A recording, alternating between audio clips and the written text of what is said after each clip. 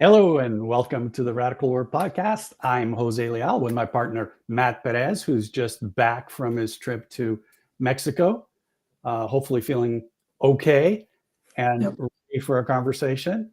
And today we've got Heather Wickman from Colorado. Heather comes to us as a referral from Gary, who we interviewed, I think, about 2-3 months ago. Gary's a great connector and a great supporter of people who are doing good work. And so when he recommended we talk to Heather, I thought, absolutely, if Gary thinks that Heather's worth talking to, then we think Heather is worth talking to. And which is unusual because we tend to avoid coaches because all too often coaches are about, I've got the solution to everything. But it sounds like you recognize that we don't have all the solutions and that it's a collaborative effort to come and fix some of the stuff that we know at work.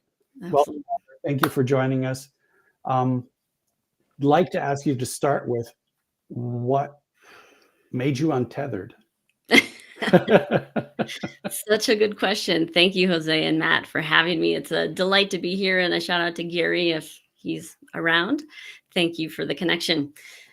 What made me untethered? That's like such the perfect question right here. So, just really high level, I would say, I kind of started off with the American dream. So I joined corporate America when I was young.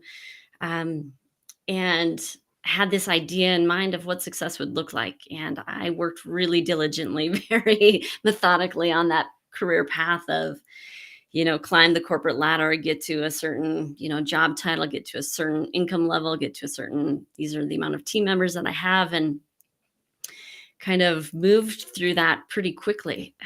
I think by the time I was 32, I was like, ta-da, like I got to exactly where I wanted to be.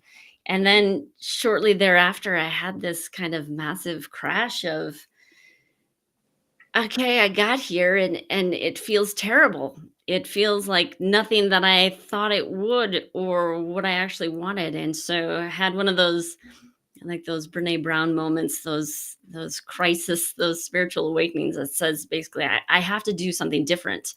I had gotten kind of the job that I wanted. I had the kind of the financial capacity that I was really proud, excited about. And then I was like calling my husband up one day and saying, babe, I have to quit. And, him being pretty shocked and like, we just moved. What are you talking about? Which that was about 10 years ago now. And ever since have been on a pretty radical journey of self-discovery, self-exploration around what does it mean to be a leader in this world and what does it mean for me to live a life that I really love to live. And absolutely, I do not have all the answers. Like I said, as we were just kind of connecting, I feel like I know less every single day. And I know that probably is a terrible thing to say as a coach, but it's actually kind of true. The more that I know and the more that I experience, it feels like the less I actually know.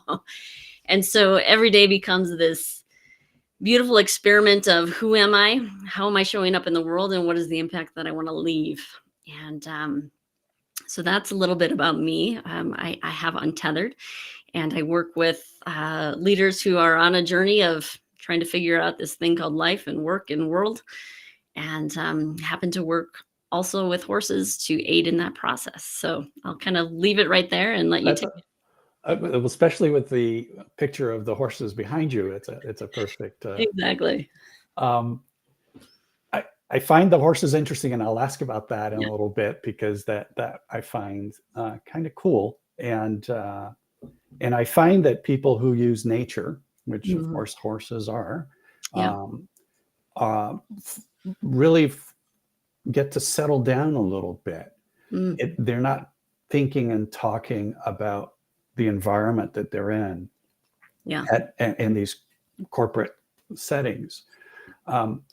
I myself kind of had a similar experience with you in that I was flying back from laying off another group of people because I went through 6 rounds of, it was a .com thing. Yeah. And after 6 rounds, going back to Toronto, where I was based, and just realized like I can't do this anymore, Mhm. you know. And that process of coming to that realization of, for months, for years, Mhm. this feeling of this isn't right, and yet just saying, well, it's my fault. Like, I'm not good enough, I'm not capable enough, I'm not strong enough, I'm not all these things. Yeah. And I wonder if I had come to someone like you and said, this is what's happening to me. This is what I'm going through. This is what I've been feeling for the last 3, 4, 5 years. And yet I don't know. Do I continue in this path, Mhm. or do I step aside and do something different? Because part of my, when I said about coaches, part of my concern is that we kind of make it okay to suffer Mm. in some cases, right? We make it like you can do it. You'll be strong, and we'll build you right back up. Go back into. And I had that with people at work in my organization where they'd have a burnout, and then they'd get some coaching, some therapy, some so forth, and then they'd come back and it's like, I'm ready, and then they'd burn out 2 years Yeah, later. exactly. It never works. It Yeah. never works. And so, what would you say? What would you have said to me? Not, Yeah. in your practice, what's your sense of what is happening in corporate life and work life that is burning so many people up, and then we just sort of bandage them up, throw them back in? Yeah.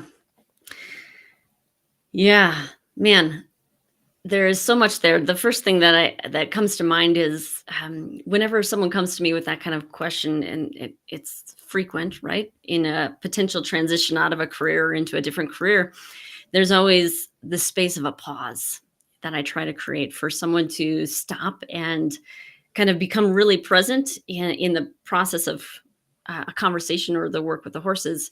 Because what I do know is, if you allow enough time, the wisdom of the truth within will reveal itself. Mm-hmm. And there's nothing that I know that can tell you the right thing for you to do. And so, we would probably have a pretty lovely and deep conversation about like what really matters, and some conversations about like life is short, burnout is real, like in conversations about self-worth and where do you want to be, and how do you want to be a person, potentially a father, a son, a mother, a daughter, some of those different questions to help us maybe ground in a little different place that is not the I'm going to struggle, I'm going to force, I'm going to make it through, because I tried that too. And Yeah, you come full circle and you're like, I'm here again. right. So yeah. Well, and I love that answer because the answer is within us, right? Absolutely. Right? There isn't anyone who's going to tell us what the answer is. Hmm. Uh, but what Matt and I, we've been at this for a few years, and we've sort of come to this realization that what breaks us is the misfit between human beings and a system we call a system of fiat, a system of imposition, a system of control that we as human beings evolved to collaborate with one another. Hmm. Yes, we like to compete with one another as well. But what gives us joy is the ability to actually create together, to produce together, to make an impact in the world. And we've moved away from those kinds of feedback from our work Hmm. to, the 360 review, bunch Yeah. of check marks on, 5 sheets of paper. And then we're like, oh, look, I got a smiley face at the end here. Hmm. And I'm supposed to be happy. Yeah. And every time I did those, I actually felt worse. Both when I did it with the people that I managed and when the CEO did it with me, Mhm. because I didn't feel right. It was a game we were playing. Mhm.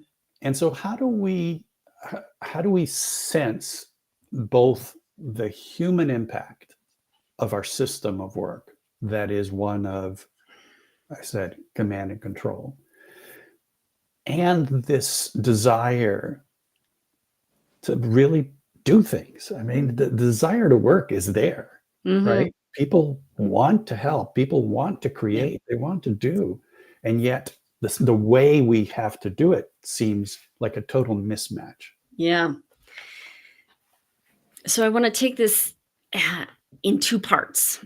And so the first, when you talked about the mismatch kind of within ourselves and within the systems that we try to do this work, I would say there's oftentimes a mismatch in the belief of who we are at work and the belief of actually who we can be or who we want to be. And man, I speak to this really firsthand in the recency of like the now for me in terms of really reevaluating, man, the beliefs that I hold potentially not fully consciously are impacting my life in a way that I absolutely do not want it to.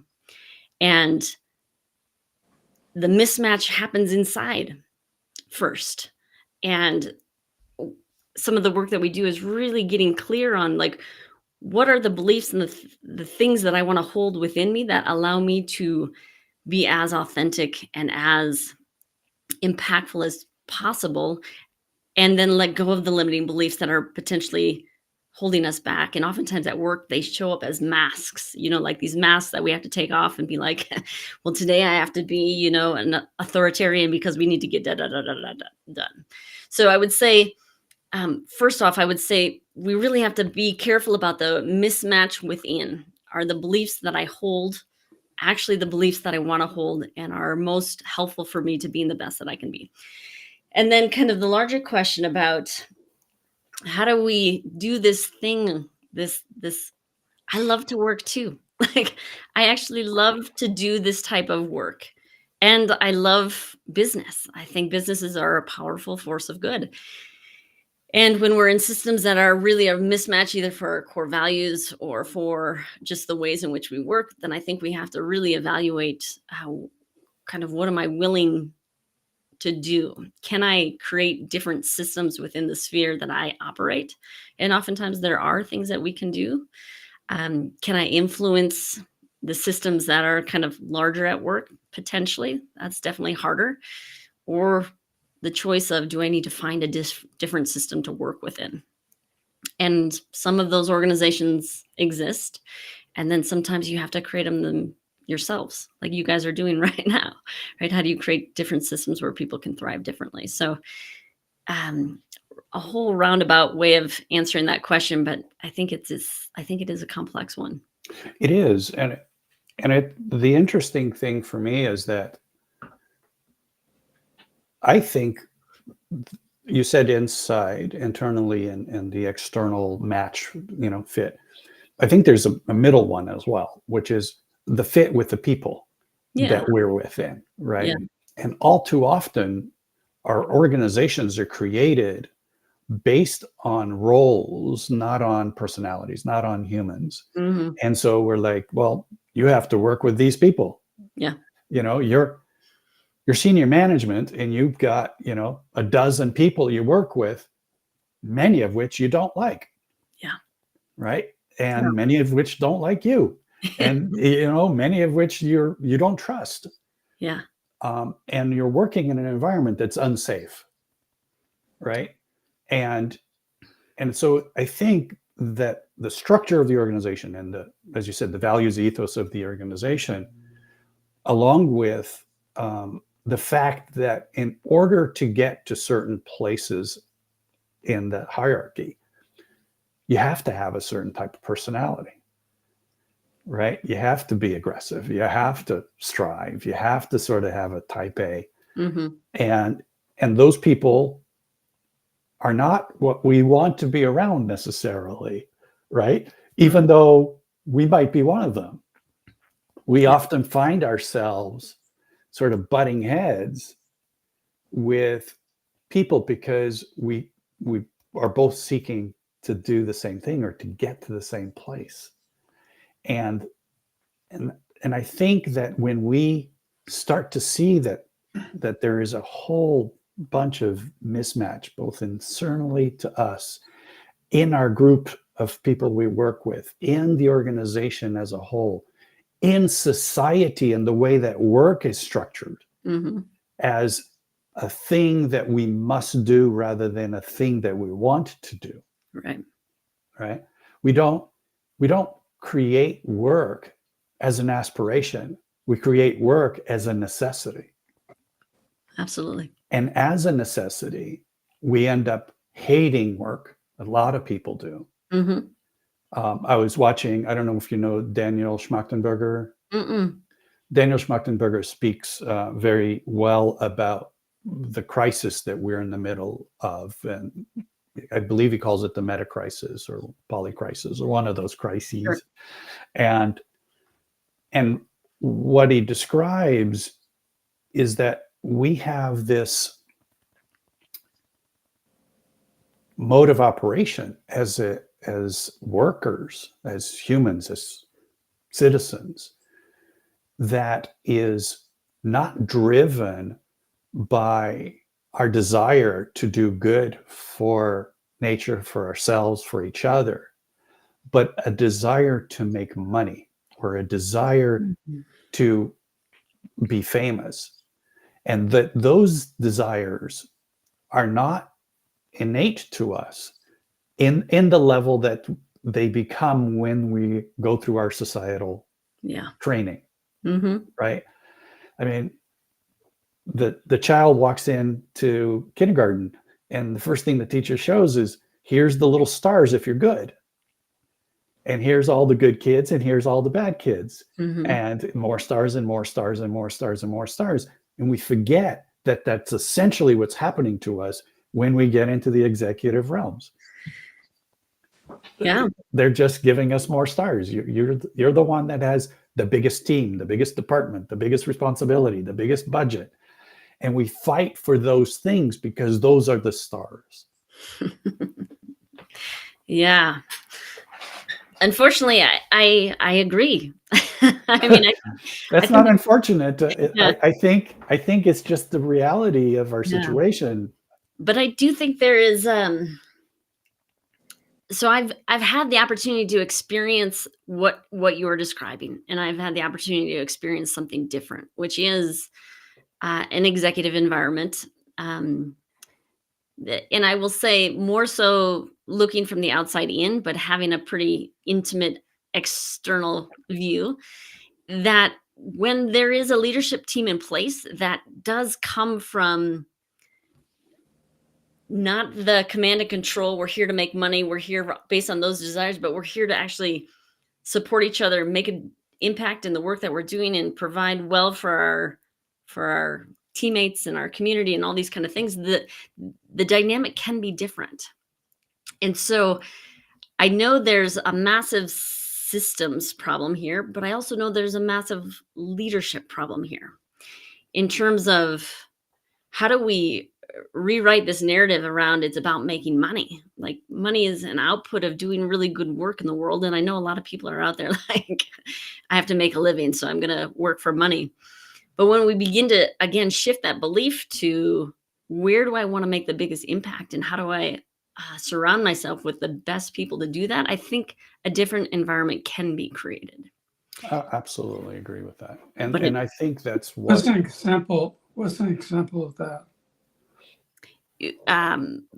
Like in terms of interactions or in terms of what when kind of people are working for the community and to provide, what you said, that there's a command and control crowd.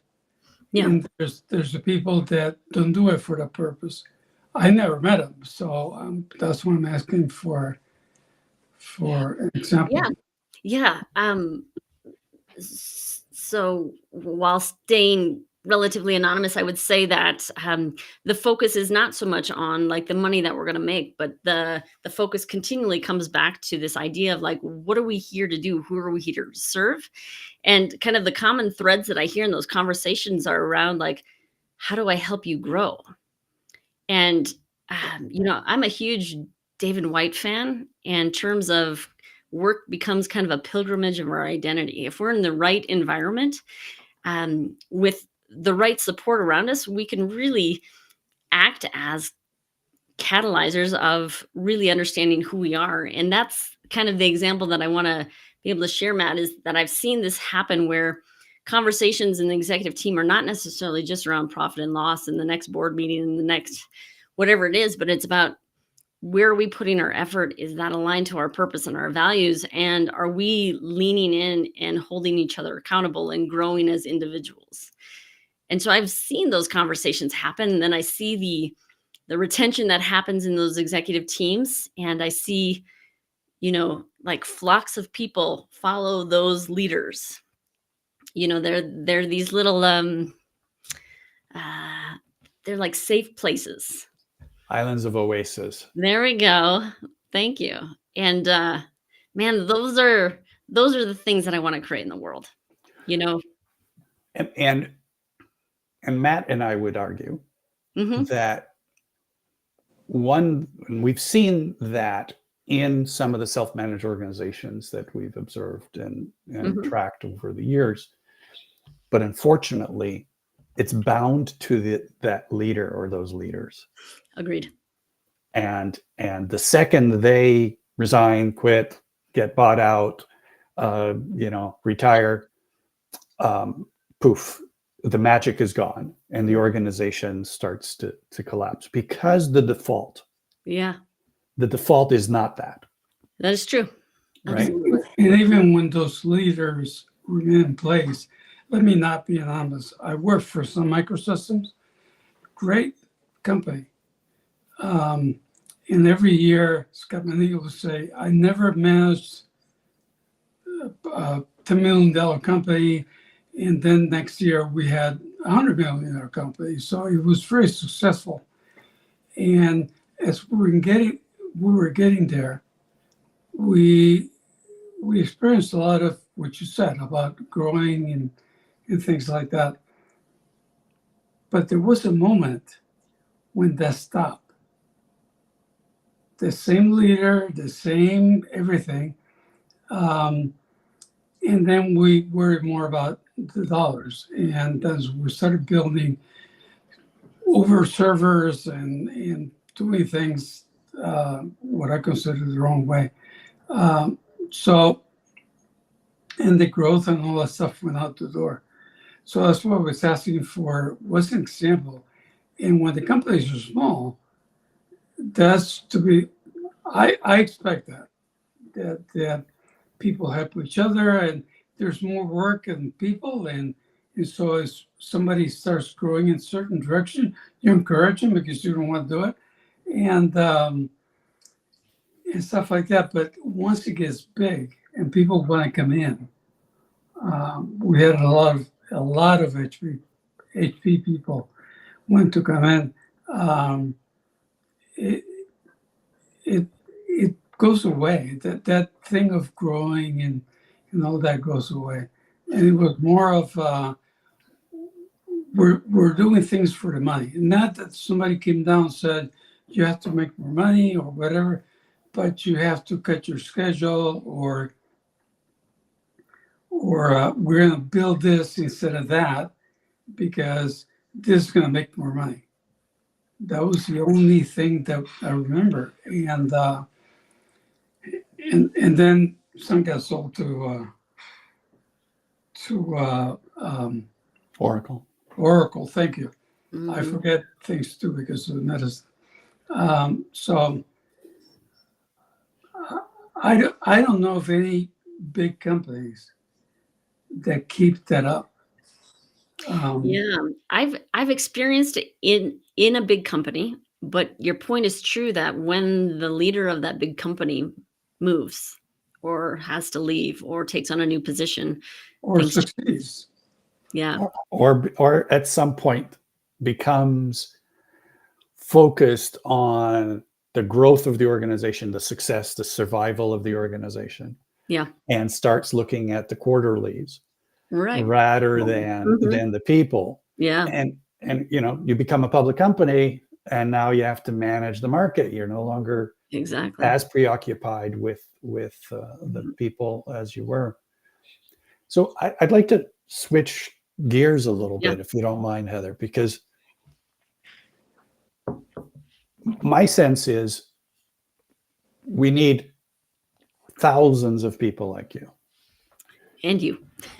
And you both. and us, because this transformation that needs to happen from a way of working that is unhealthy, unproductive, damaging the earth, damaging our communities, damaging society at large, cannot continue. We're worried about the climate disaster that's impending. And I think before the climate disaster, we will have a social disaster. And the social disaster, as I perceive it, is that we're so unhappy and unengaged at work, with the way we work, that our lives don't have the same level of purpose, the same intention of life. And we're bored. And so we go to social media and we get captivated by all kinds of crazy stuff. And we end up, and I think that the seed of all of that, because I think if we were happy, successful, impactful, had a meaning and belonging within our work environments, that we wouldn't have the same issues that we have as a society. So how do we fix work moving forward? And part of what I thought, say 5 years ago, was it's all about the human side.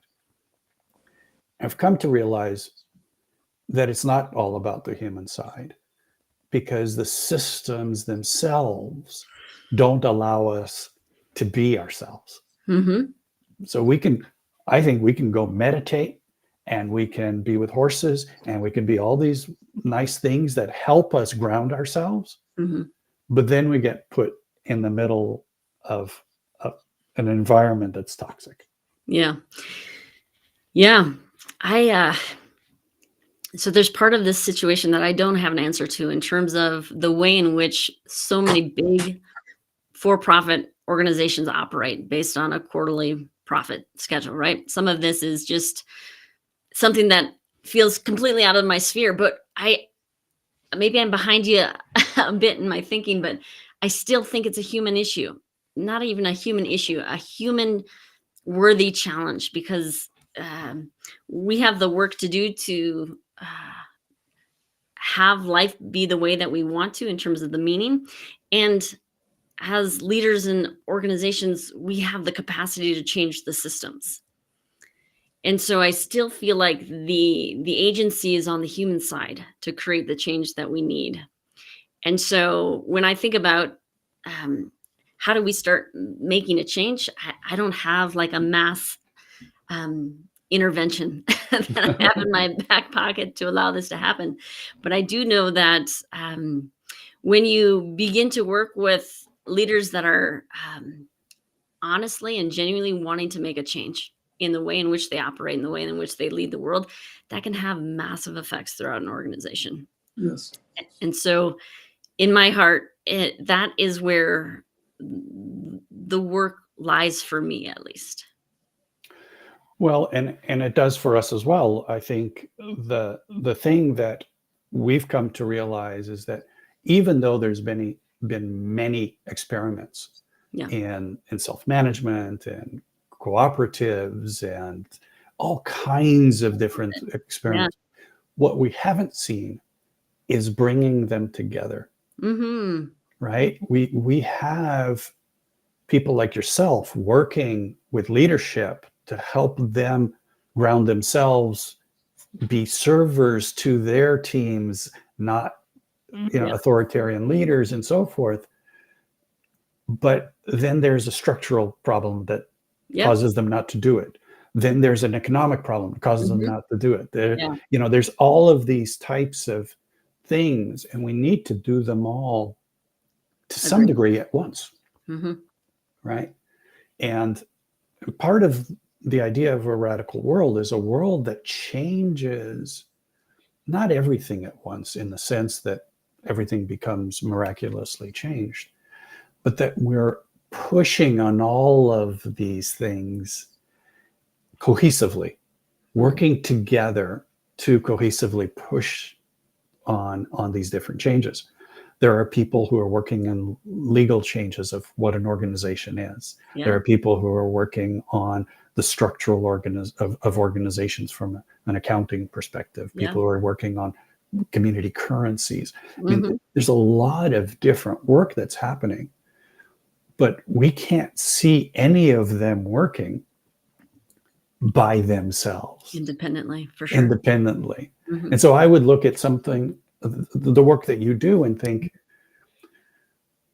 it must be both fulfilling and disheartening to see that you can help a team or a leader, and that individual can move on and do better work in their lives, do better for themselves and for the people they work with. And at the same time, knowing there's a couple of billion more of those people that aren't being helped, that are suffering still, that are going through the same thing and don't step out long enough to seek the help, to gain the help that they need. Yeah, it is. And I think I have some hope in terms of, the work that you're doing to connect all these different people doing all these kind of different works, the work that Gary's doing with radicality, like pulling in, experts in these different fields of how do we create systemic change that hits, structure, hits people, hits the heart, hits the mind, hits the money, all of these things. And so while, I know that I hold a tiny piece of the puzzle, I do believe that there are these communities that are being created that have the potential to, like you say, push on all of these different elements in a way that at some point it's got to move. Right. Because I think it's sort of like having a chair with only one leg, right? Like it doesn't work really well. Yeah, all by itself. But once you have two or three, three or four, all of a sudden it becomes more stable. Right. And the more legs, the more stable. And in reality, many of the efforts that we've been making, we as a community at large, to help work be better, help people at work be better, we've been doing it with one leg. Yeah. Right? We've been pushing one thing and bringing those legs together to form a stable platform, if you will. Yeah. Is the question for us. How do we engage in that process? How do we bring it to a place of taking the untethered and joining them in ways that it's easier to do the work on the personal level because they're not having to ignore all the nightmare that's happening, all the imbalance that's elsewhere. Right. They're in an environment that's supportive and it's generative. And I couldn't agree more. So sign me up to whatever fear-making factory we need to create to allow this to happen. Because I've been, the holacracy movement, all of these different things have been, and I love like the B Corp movement that's happening in terms of how do we structure organizations different. But I haven't seen what you're describing yet in terms of coming together in that way that we can support each other. They're all just one leg. Yeah, exactly. Right. And some of them are not all that strong a leg. Yeah, a little right. But we'll find out when we bring them together to see, is it that it's a weak leg that doesn't work, or is it something that only works when we have those other legs to support it and make it functional and viable. Agreed. Could you? We're kind of running out of time. Yeah. Could you tell us a little bit more about the horses and Yeah. the work you do in Yeah. bringing people together in a special way, it sounds. Yeah. Well, I'd like to think so, at least. Um, so it's a little bit unconventional for sure in terms of getting a leader or a team or a group of leaders to come together and working with horses as a way to catalyze some growth. But here's the thing that I know: the higher up You in the mean organization, real horses, like yeah, legs and okay. yeah, the higher up the organization you go, the less feedback that you get, or the less real feedback that you get. So the opportunities for real self-awareness, I think, diminish the higher you go up in the organization. Horses have a really unique ability to mirror and magnify kind of our beliefs, whether they're conscious or not, our energy and our intent. So as prey animals, they are incredible beings that have to detect these really subtle nuances of tone, of body language, of body tenseness, of muscle tenseness, of heart rate, of all of these different things. And they mirror not only what you project, but who you are. And so more often than not, it's an incredible opportunity for a leader to gain vital self-awareness about how they're showing up in the world and how better to lead. It's not for the leader that wants to continue to wear their mask. I'll say that. It's for the leader that wants to kind of step up and say, I need to lead differently. I have a big responsibility for leading this organization or this team, and I want to be able to do it in a way that's as authentic and really based in kind of that idea of stewardship. And so, as my husband always says, you can't bullshit a horse. And so you get an opportunity to interact with a horse. And like, for example, a leader recently just came in and was like, I just want the horse to follow me. I'm like, okay, let's have the horse follow you. So they are working with one horse, no halter, no lead rope, and goes in with the intent of, I want the horse to follow me. What does the horse do? The horse does not follow, right? And through some really good questioning and debrief, we find out that the horse is oftentimes sensing this incongruency because there's this sense of assertiveness, sense of confidence, like, I'm going to get this horse to follow me. Inside, there's this crazy insecurity of, there's no way this horse is going to follow me, right? And so you give an opportunity for that leader to really adjust in real time, to get present, to get true with what they're actually trying to accomplish. And oftentimes when they can do that and recalibrate, the horse will join them. And so it's an incredible opportunity for a leader to experience a different part of who they are and how they want to move forward into the world that oftentimes can't happen in a human-to-human interaction. So basically, you can't bullshit a horse, but executives can be full of horse shit. They can be to themselves, right? Exactly. And then it just gets called out.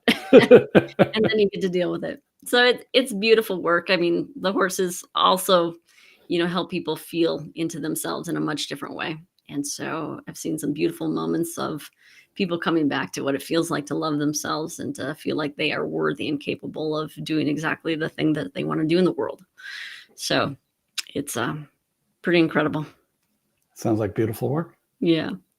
Well, thank you for doing it. Thank you for joining us today and for taking the time. I'm going to introduce next week's guest. The gentleman we're going to be meeting with is Joshua Spodek.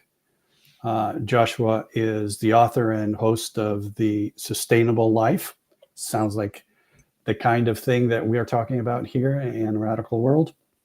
And the topic is systemic change begins with personal change. Sounds familiar, huh? It does. So looking forward to Joshua. I followed him for a little while, and I think we've got a lot to talk about. Well, thank you again, Heather, for this conversation.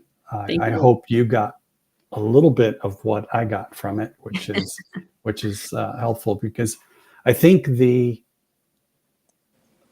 work of recognizing that we all want pretty much the same thing.